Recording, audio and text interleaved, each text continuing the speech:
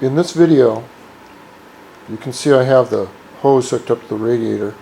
I'm actually going to put the radiator fluid, which is orange, into the radiator and through the system. Now what I've done is I've charged up my batteries.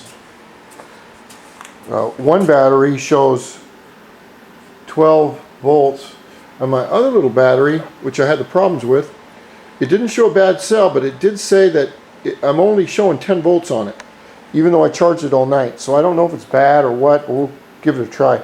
On this, I've jury-rigged both the pumps, and of course they don't work. You know, I can just, they're like 125 bucks a piece, I think. I can just take one off, but I want to try it. What I've done is I've hooked up my 450 good battery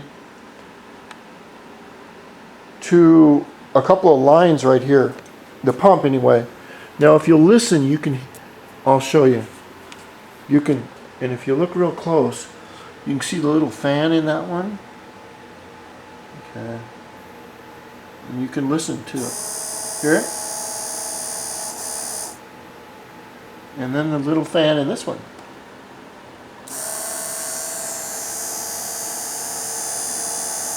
And they make a neat little noise.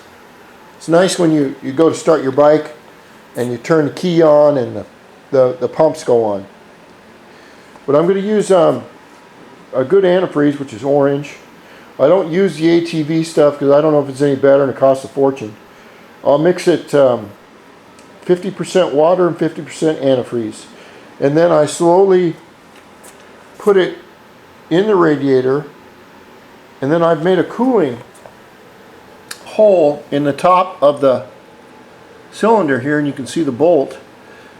And I mean, not a cooling hole. What happens is the air will come out of the line over here. I'll put a little bit of fluid in, and then I'll run my line. I'll tap the pumps on, and I'll prime the system, and then I'll hopefully get most of the air bubbles out, which it won't really.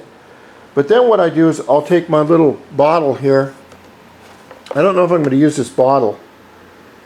I may use another one, but I'll fill it up halfway or 3/4 of the way with antifreeze.